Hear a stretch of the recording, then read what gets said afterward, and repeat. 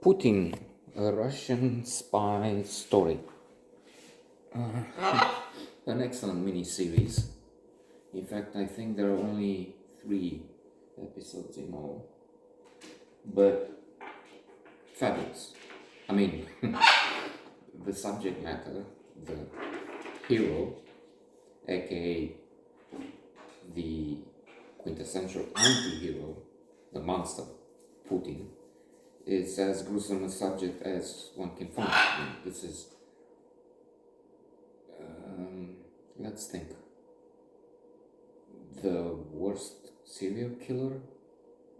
Well, there might be somebody in Burma, which is not on the radar so much as where you have this conflict, and maybe there's a general who killed through his orders and air raids that he supervised.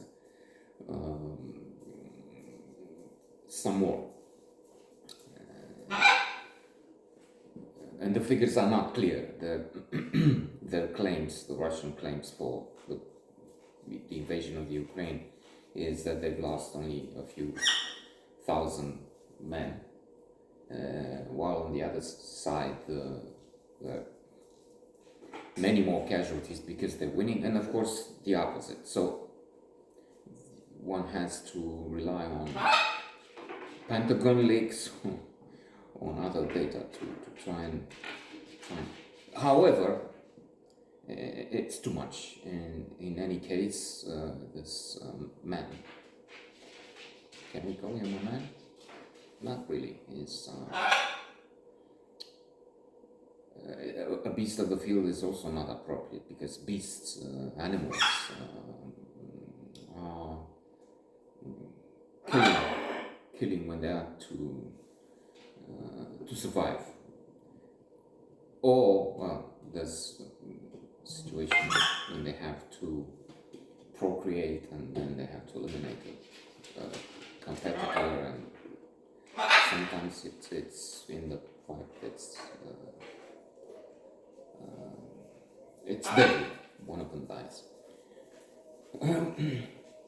The documentary is excellent in that it traces the rise of Putin, and you look at him and you think, this is such an unlikely leader. You have to call into question the definition of leader. Is this a leader? One who takes people into a vicious battle to just invade and take land from another country, take over the whole country if possible, in the name of his distorted vision of history and reality. And we see him, we learn about his beginnings as a KGB agent in the former DDR, German communist side of Germany, to the fall of the Berlin Wall, when he had to go away. Termina! His vile manner, his training. But still, at the beginning, you have the feeling that this is not really a strong man. It's also true trying to understand the psychology of this individual.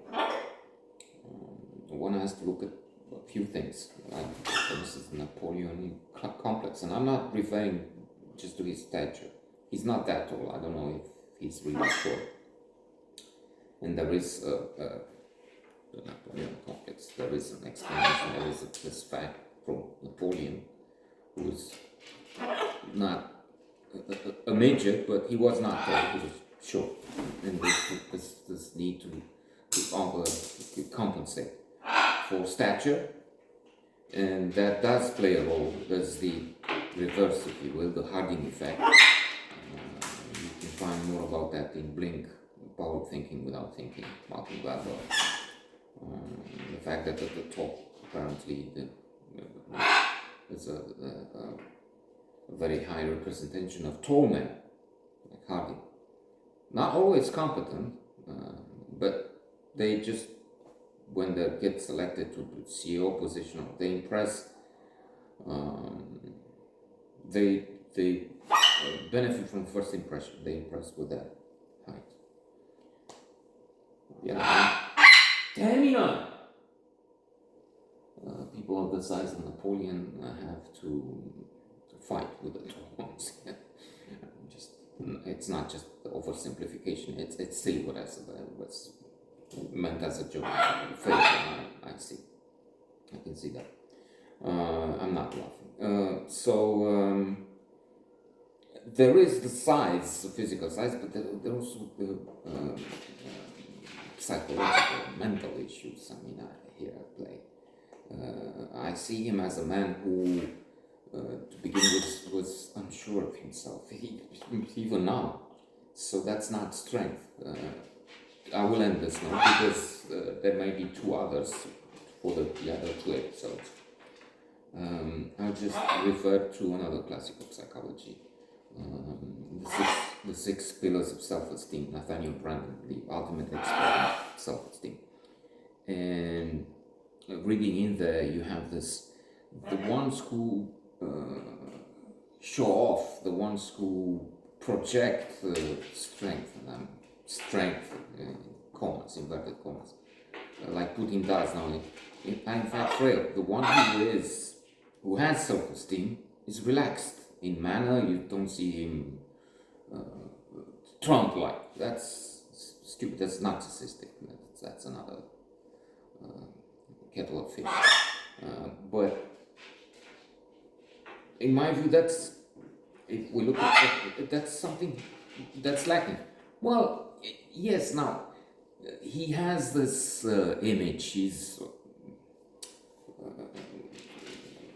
riding the horse, half naked, fishing half naked, and showing all those so strong judo. But is it? I don't think so. That's what I think. However, fabulous miniseries, very instructive.